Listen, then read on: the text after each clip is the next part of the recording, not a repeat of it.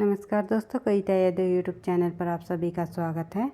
संपूर्ण हिंदी विषय की तैयारी को आगे बढ़ाते हुए आज की क्लास में हम करेंगे हिंदी साहित्य के आधुनिक काल में भारतेंदु युग से संबंधित इम्पोर्टेंट MCQs। क्योंकि हम पहले भी पिछली क्लास में भी 40 प्रश्नों को हम भारतेंदु युग से संबंधित हम कर चुके हैं। तो आगे की इसी सीरीज़ को आगे बढ़ाते हुए और इम्पोर्टेंट प्रश्नों को आज की क्लास में हम कर लेते हैं करने की कोशिश करते हैं। जिस भी परीक्षा में हिंदी साहित्य संबंधी प्रश्न पूछे जाते हैं उन सभी के लिए ये क्लास हेल्पफुल रहेगी, चाहे NTA नेट की परीक्षा हो या किसी भी स्टेट के अंतर्गत होने वाली TGT PGT परीक्षा हो या फिर कोई और अन्य परीक्षा हो जिसमें हिंदी साहित्य संबंधी प्रश्न पूछे जाते हैं। सभी के लिए ये इन्हीं प्रश्नों में से आपको परीक्षा में प्रश्न भी देखने को मिलेंगे, तो सभी के लिए हेल्पफुल रहेगी। तो ज़्यादा टाइम वेस्ट न करते हुए शुरुआत कर लेते हैं आज की क्लास की। भारतेंदु युग से संबंधित महत्वपूर्ण प्रश्न।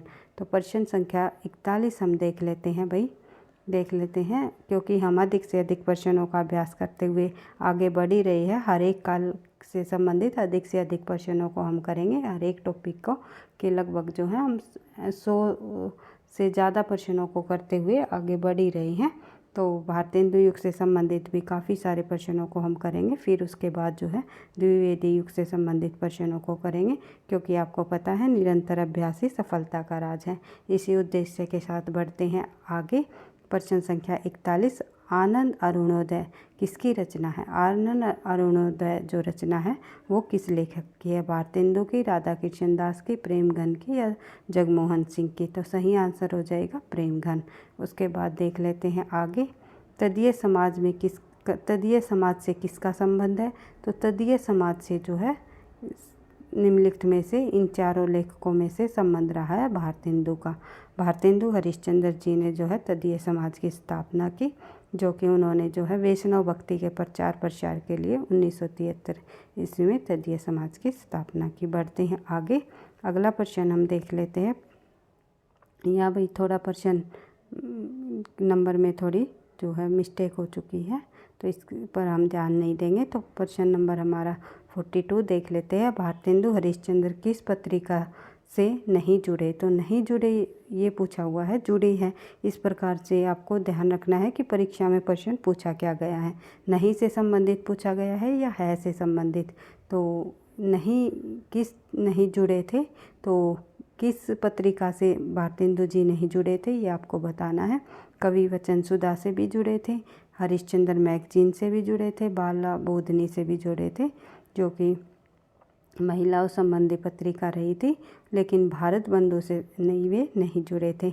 भारत बंधु जो पत्रिका है वो इसके जो संपादक माने जाते हैं तोताराम, जो कि अलीगढ़ से निकाली थी और ये एक साप्ताहिक पत्रिका थी।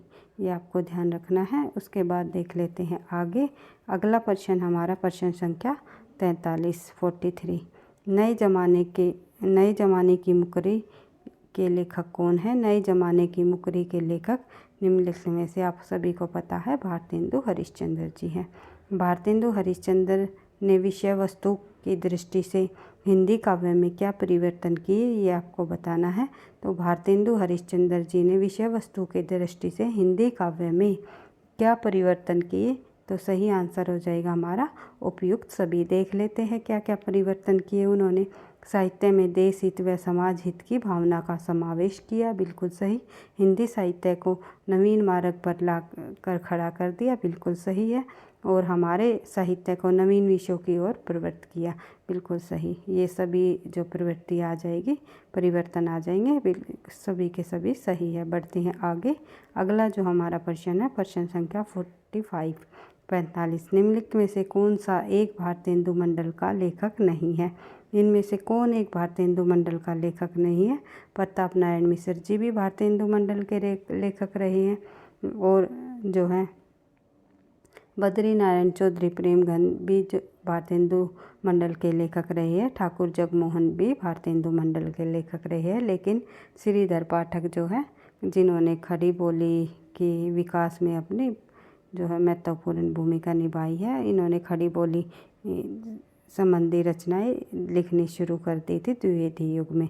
उसके बाद देख लेते हैं अगला प्रश्न प्रश्न संख्या 46। भारतेंदु मंडल के लेखकों की सर्वप्रमुख विशेषता रही है।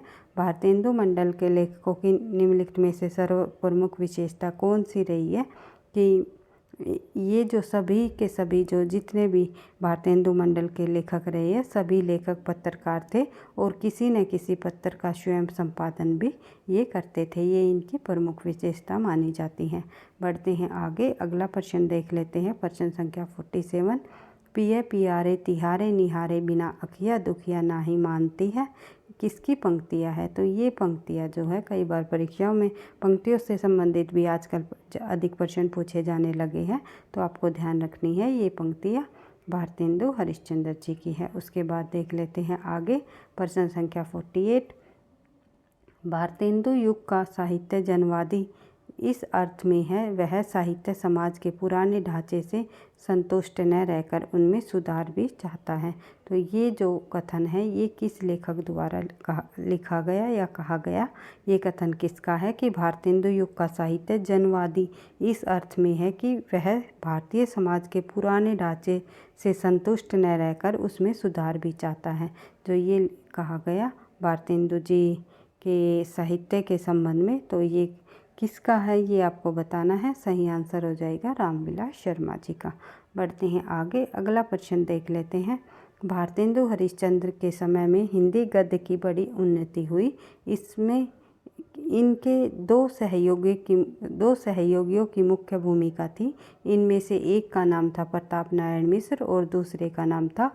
वे दो सहयोगी कौन रहे थे जिन्होंने भारतेंदु हरिश्चंद्र के समय गद्य में अपनी महत्वपूर्ण भूमिका निभाई या बड़ी उन्नति हुई गद्य साहित्य के लेखन में? तो एक का नाम जो है प्रताप नारायण मिश्र ने जैसे कि हिंदी गद्य साहित्य के अंतर्गत जो है सभी प्रकार की रचनाएं लिखी, नाटक भी उन्होंने लिखे, निबंध में भी उन्होंने अपनी लेखनी चलाई, और जो है उपन्यास वगैरह भी उन्होंने लिखे।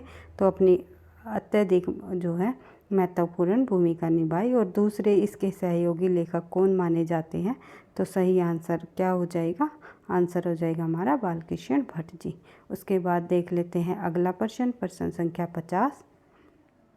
भारतेंदु मंडल के किस लेखक को उस युग का अत्यंत सजग, सतर्क, गहरी सूझबूझ वाला तथा भारतेंदु का सफल उत्तराधिकारी माना जाता है? तो भारतेंदु मंडल के किस लेखक को उस युग का अत्यंत सजग, सतर्क व गहरी सूझबूझ वाला भारतेंदु का सफल उत्तराधिकारी माना जाता है? तो ये आंसर क्या हो जाएगा? सही आंसर हो जाएगा हमारा बालमुकुंद गुप्त। बालमुकुंद गुप्त जी के संबंध में कहा भी गया है कि अच्छी हिंदी केवल एक ही मनुष्य लिखते हैं, एक ही लेखक लिखते हैं। बढ़ते हैं आगे, अगला प्रश्न देख लेते हैं। प्रश्न संख्या 51। प्रेम मल्लिका, प्रेम फुलवारी, प्रेम सरोवर व प्रेम माधुरी और आश्रुत रंग, ये आदि रचनाएं जो है प्रेम से संबंधित, जो नाम से संबंधित जो ये रचनाएं है, ये किस लेखक की है? कई बार परीक्षाओं में पूछी जाती है ये रचनाएं। तो भारतेंदु हरिश्चंद्र जी की है ये सभी रचनाएं। बढ़ते हैं आगे, अगला प्रश्न देख लेते हैं। प्रश्न संख्या 52। प्रताप नारायण मिश्र जी की रचना के मुख्य क्षेत्र थे। प्रताप नारायण मिश्र जी ने किन किन क्षेत्रों में अपनी जो है रचनाएं लिखी? मैंने आपको बताया ही था। तो इन्होंने कविता भी लिखी है, निबंध भी लिखे हैं, नाटक भी लिखे हैं। अर्थात सभी जो रचनाएं प्रताप नारायण मिश्र जी ने लिखी है, यानी हिंदी गद्य के विकास में अपनी जो है महत्वपूर्ण भूमिका निभाई है। उसके बाद देख लेते हैं आगे, और इसके सहयोगी लेखक कौन माने जाते हैं? बालकृष्ण भट्ट। बढ़ते हैं आगे, अगला प्रश्न देख लेते हैं। प्रश्न संख्या 53। ठाकुर जगमोहन सिंह की रचना है। तो इनमें से ठाकुर जगमोहन सिंह की जो रचना है श्यामा सौपन, श्यामा सरोजनी, श्यामा लता, ये सभी रचनाएं ठाकुर जगमोहन सिंह की है, जो भारतेंदु युग के प्रमुख कवियों में शामिल है। बढ़ते हैं आगे, अगला प्रश्न देख लेते हैं। भारतेंदु ने किसके सम्मान में श्री राजकुमार सुस्वागत पत्र लिखा? भारतेंदु जी ने किसके सम्मान में श्री राजकुमार सुस्वागत पत्र लिखा? ये लिखा है महारानी विक्टोरिया के पुत्र के भारत के आगमन पर। यह आपको ध्यान रखना है क्योंकि ये प्रश्न काफ़ी बार परीक्षाओं में पूछा गया है। बढ़ते हैं आगे, फिर वही रचना आ गई हमारी आनंद अरुणोदय रचना के रचनाकार प्रेमघन जी रहे हैं। बढ़ते हैं आगे, अगला प्रश्न देख लेते हैं। भारतेंदु ने अपनी किस कीर्ति में देसी राजाओं को रसाब का मतलब अर्थ है यहाँ पर गधा कहा है। तो देसी राजाओं को जो है भारतेंदु हरिश्चंद्र जी ने अपनी दुर्दशा जो है रचना में कहा है। बढ़ते हैं आगे, देख लेते हैं अगला प्रश्न संख्या 57। खड़ी बोली के समर्थकों को हट्टी और मूर्ख किसने कहा? तो खड़ी बोली के समर्थकों को हट्टी और मूर्ख कहने वाले जो विद्वान हुए वे हुए जगन्नाथ दास रत्नाकर जी। उसके बाद देख लेते हैं अगला प्रश्न संख्या 58। प्रेम संपत्ति लता किसकी रचना है? तो प्रेम संपत्ति लता निम्नलिखित में से जो है जगमोहन सिंह जी की रचना है। बढ़ते हैं आगे, अगला प्रश्न देख लेते हैं प्रश्न संख्या 59। भारतेंदु मंडल के किस लेखक को उस युग का अत्यंत सतर्क, गहरी सूझबूझ वाला तथा भारतेंदु मंडल का सफल उत्तराधिकारी माना जाता है? दोबारा से ये प्रश्न हमारा रिपीट हो गया है, कोई बात नहीं, जितनी बार भी हम प्रश्नों की अधिक बार रिवीजन करते हैं हमारे जो तथ्य उतने ही जो है अच्छी तरह से याद रह पाते हैं। तो बाल मुकुंद गुप्त जी इसका सही आंसर हो जाएगा, क्योंकि आप सभी को पता है निरंतर अभ्यास ही सफलता का राज है। बढ़ते हैं आगे, अगला प्रश्न संख्या 60। और भाई ये सभी के सभी प्रश्न है जो परीक्षा की दृष्टि से वेरी इम्पोर्टेंट है। इन प्रश्नों को आपको जो है बार बार रिवाइज कर लेना है। तो देख लेते हैं, और एक जो हमारे कुछ प्रश्न भी रह भी गए हैं भाई, ये नहीं है कि भारतेंदु युग में के जितने भी सभी प्रश्न हमने इंक्लूड किए हैं इसमें। कुछ हमारे प्रश्न जैसे कि भारतेंदु हरिश्चंद्र जी का जन्म कब हुआ, ये छोटे छोटे बेसिक से प्रश्न हमारे रह जाते हैं। उनको मैं जब आधुनिक काल के संपूर्ण प्रश्नों को कराऊंगी तो उस सभी प्रश्नों को मैं जो है वहाँ पर जो एक मैराथन क्लास के माध्यम से कराने की पूरी कोशिश करूँगी, और अन्य प्रश्नों को भी जोड़ करके मैराथन क्लास के माध्यम से भारतेंदु दो या तीन युगों को एक साथ रख करके हम मैराथन क्लास के माध्यम से दोबारा से प्रश्नों की रिवीजन भी करेंगे। तो इस प्रकार से आपको हर एक प्रश्नों का ध्यान रखना है कि परीक्षा में कोई भी प्रश्न किसी भी प्रकार से घुमा फिरा कर पूछा जा सकता है। बढ़ते हैं आगे, देख लेते हैं, और भाई जो मैं प्रैक्टिस सेट करा रही हूँ उसके अंतर्गत तो आपको एक प्रश्न के साथ पूरी डिटेल मिल ही रही है, जिससे आपको जो है तथ्य बार बार रिवीजन हो रहे हैं। तो जो हमारी प्रैक्टिस सीरीज़ चली हुई है टीजीटी पीजीटी परीक्षाओं के लिए, उसको भी आप जो है अवश्य ही जो है पिछली वीडियो में जाके या प्लेलिस्ट में मैंने प्रैक्टिस सेट से बनाई हुई है, तो अवश्य देखें ताकि आपको अधिक से अधिक जो है हेल्प हो सके परीक्षा में। उन्हीं प्रश्नों में से आपके सामने प्रश्न देखने को मिलेंगे। तो देख लेते हैं अगला प्रश्न संख्या 60। बाबू बाल मुकुंद गुप्त की साहित्यिक परीक्षा का मूल आधार क्या है? तो बाबू बाल मुकुंद गुप्त की साहित्यिक प्रसिद्धि का मूल आधार निम्नलिखित में से शिव शंभू का चिट्ठा रहा है। उनके द्वारा लिखी गई जो रचना है शिव शंभू का चिट्ठा, ये इनकी प्रसिद्धि का मूल आधार माना जाता है। बढ़ते हैं आगे, प्रश्न संख्या 61। और भैया आपको वीडियो पसंद आती है, प्रश्न अच्छे लगते हैं कि परीक्षाओं के लिए आपके लिए हेल्पफुल रहेंगे, तो प्लीज़ वीडियो को आप लाइक और कमेंट अवश्य किया करो, क्योंकि आपके लाइक और कमेंट से मुझे नेक्स्ट क्लास बनाने का मोटिवेशन भी मिलता है। तो देख लेते हैं अगला प्रश्न संख्या 61। भारतेंदु जी की रचना नहीं है, इनमें से कौन सी रचना भारतेंदु जी की नहीं है, ये आपको बताना है। आंसर क्या हो जाएगा हमारा? भारतेंदु जी की इनमें से कौन सी रचना नहीं है? वेणुगीत भी भारतेंदु जी की है, प्रेम फुलवारी भी भारतेंदु जी की है, और वर्षा विनोद भी भारतेंदु जी की है। लेकिन लोकोक्ति शतक जो रचना है ये भारतेंदु जी की नहीं है। तो भारतेंदु जी की नहीं है तो किस लेखक की है? तो ये रचना प्रताप नारायण मिश्र जी की है। प्रताप नारायण मिश्र जी की ये रचना है। उसके बाद देख लेते हैं आगे, अगला प्रश्न हमारा, निम्नलिखित में से भारतेंदु की रचना कौन सी है? इनमें से भारतेंदु हरिश्चंद्र जी की रचना कौन सी है, ये आपको बताना है।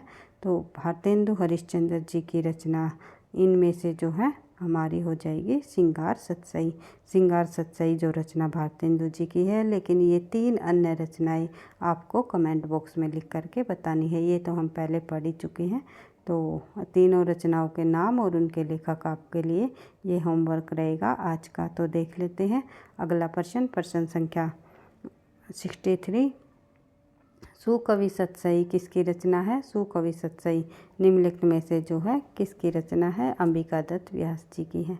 ये आपको ध्यान रखना है। उसके बाद देख लेते हैं आगे, निम्नलिखित पंक्तियाँ किस कवि की है? तो पंक्तियों से संबंधित प्रश्न पूछा गया है, तो देख लेते हैं। दुल्हई उल्हई उन अंगन ते दिन है ते पीयूष निचारे लगी, तो निचोरे लगी। तो ये पंक्तियाँ जो है, दुल्हई उल्हई सब अंगन ते दिन है ते पीयूष निचोरे लगी, ये पंक्तियाँ निम्नलिखित में से जो है किसकी है? ये आपको बताना है। ये पंक्तियाँ जो है भारतेंदु हरिश्चंद्र जी की है। उसके बाद देख लेते हैं आगे, अगला प्रश्न हमारा ये भी पंक्तियों से संबंधित प्रश्न है। जपो निरंतर एक जवान हिंदी हिंदू हिंदुस्तान, जो ये पंक्तियाँ है ये काफ़ी बार परीक्षाओं में पूछी जा चुकी है। तो इन पंक्तियों के लेखक निम्नलिखित में से प्रताप नारायण मिश्र जी हैं। बढ़ते हैं आगे, फिर एक पंक्ति और है, हम देख लेते हैं भाई। बेहतर बेहतर सब रस चूसे हंसी हंसी के तन मन धन मुँह से, जाहिर बातन में अति तेज क्यों सखी साजन नाही अंग्रेज। जो ये पंक्ति है ये किसकी लिखी, ये किसकी पंक्ति है ये आपको बताना है, क्योंकि पंक्तियों से संबंधित हमें काफ़ी सारे प्रश्न देखने को मिले हैं। तो देख लेते हैं, ये मुकरियों से संबंधित जो पंक्ति लिखी है ये भारतेंदु जी की है।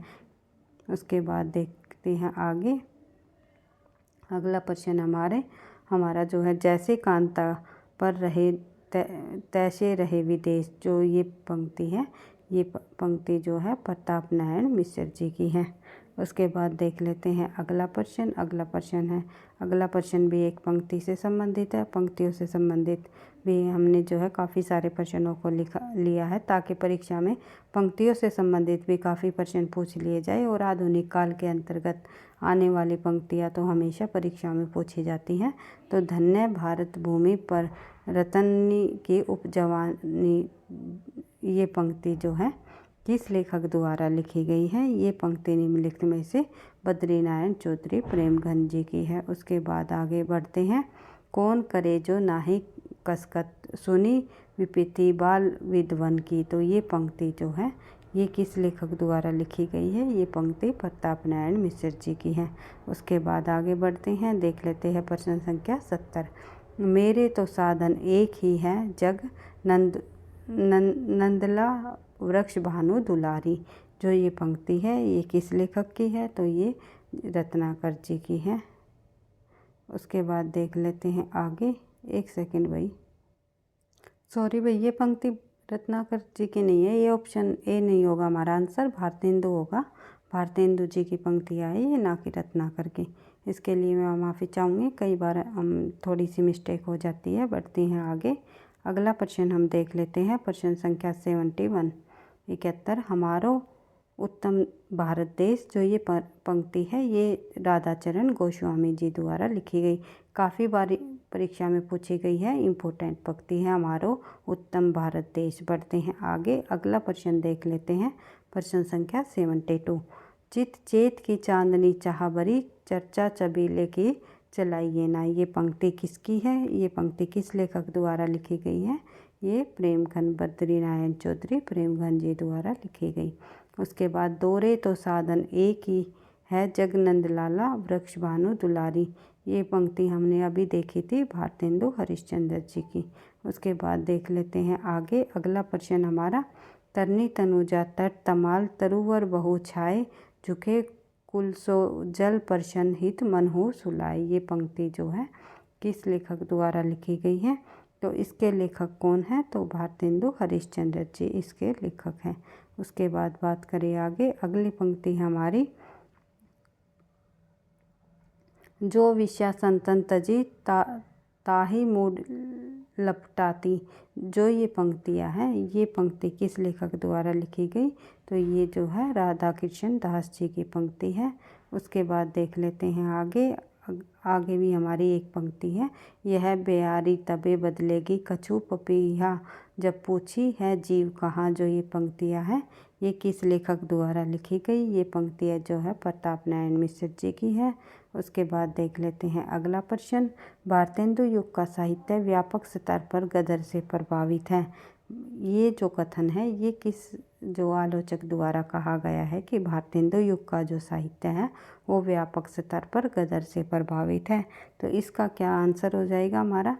तो आंसर हो जाएगा हमारा रामविलास शर्मा जी द्वारा। बढ़ते हैं आगे, प्रश्न संख्या 78।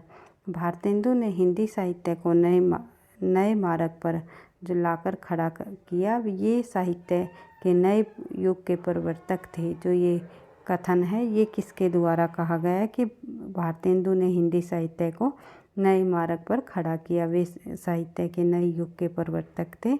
तो इस प्रश्न का आंसर हमारा हो जाएगा आचार्य रामचंद्र शुक्ल। आचार्य रामचंद्र शुक्ल ने भारतेंदु जी के संबंध में ये कहा है। बढ़ते हैं आगे, अगला प्रश्न हमारा प्रश्न संख्या 79। वे प्राचीन और नवीन का योग इस ढंग से करते थे, कहीं से भी जोड़ नहीं जान पड़ता था। भारतेंदु युग के कवियों के विषय में यह कथन किसका है? भारतेंदु युग के कवियों के विषय में ये कथन भी जो है रामचंद्र शुक्ल जी का रहा है। बढ़ते हैं आगे कि वे प्राचीन और नवीन का योग इस ढंग से करते थे कि कहीं से जोड़ नहीं जान पड़ सकता था। बढ़ते हैं आगे, देख लेते हैं अगला प्रश्न, प्रश्न संख्या 80। हमारे जीवन व साहित्य के बीच जो विच्छेद बढ़ रहा था उसे उन्होंने दूर किया। हमारे साहित्य को नए नए विषयों की ओर प्रवृत्त करने वाले हरिश्चंद्र जी हुए। ये कथन किसका है? तो सही आंसर इनमें हो जाएगा आचार्य रामचंद्र शुक्ल। भारतेंदु जी के संबंध में आचार्य रामचंद्र शुक्ल ने ये कहा कि हमारे जीवन व साहित्य के बीच जो विच्छेद बढ़ रहा है उन्हें दूर किया। हमारे साहित्य को नए नए विषयों की ओर प्रवृत्त करने वाले हरिश्चंद्र ही हुए। तो ये कथन जो है रामचंद्र शुक्ल जी ने भारतेंदु जी के संबंध में कहा। बढ़ते हैं आगे, अगला प्रश्न है भाई हमारा आज का हमारा अंतिम प्रश्न है प्रश्न संख्या 81। 40+ प्रश्नों को आज की क्लास में हमने कर लिया है। हिंदी गद्य का ठीक परिष्कृत रूप पहल हरिश्चंद्र चंद्रिका में प्रकट हुआ, यह कथन किसका है? तो ये कथन जो है निम्नलिखित में से किस लेखक द्वारा कहा गया कि हिंदी गद्य का ठीक परिष्कृत रूप पहल हरिश्चंद्रिका में प्रकट हुआ? ये कथन कहा गया बच्चन सिंह ने। तो बच्चन सिंह द्वारा कहा गया। तो इसी प्रकार से जो है हम और अन्य युग जैसे कि भारतेंदु युग के बाद द्विवेदी युग, फिर जो है छायावाद युग, प्रगतिवाद युग, प्रयोगवाद युग, सभी युगों से संबंधित अधिक से अधिक प्रश्नों को लेकर के आएंगे। हमारे साथ इसी तरह से जुड़ करके प्रश्नों का अधिक से अधिक रिवीजन और अभ्यास करते हुए अपनी तैयारी को आप जो है आगे बढ़ा सकते हो। तो वीडियो आपको पसंद आई तो लाइक करना, दोस्तों के साथ शेयर करना, चैनल पर पहली बार हो तो सब्सक्राइब कर लेना ताकि नोटिफिकेशन आपको समय पर मिलता रहे। हर रोज़ हिंदी विषय से संबंधित हम जो है इम्पोर्टेंट क्लास लेकर के आते हैं और साथ साथ हम जो है प्रैक्टिस सेट भी कर रहे हैं जिसमें आपको जो है प्रश्न विद सॉल्यूशन विद एक्सप्लेनेशन अर्थात व्याख्या सहित प्रश्न आपको देखने को मिलेंगे। एक प्रश्न के साथ अधिक से अधिक तथ्य आपको देखने को मिल ही रहे हैं। तो इसी प्रकार से हम अपनी तैयारी को आगे बढ़ाते रहेंगे और साथ साथ जो है हम संपूर्ण हिंदी साहित्य से संबंधित महत्वपूर्ण बिंदुओं को भी करते हुए अपनी तैयारी को आगे बढ़ा रहे हैं।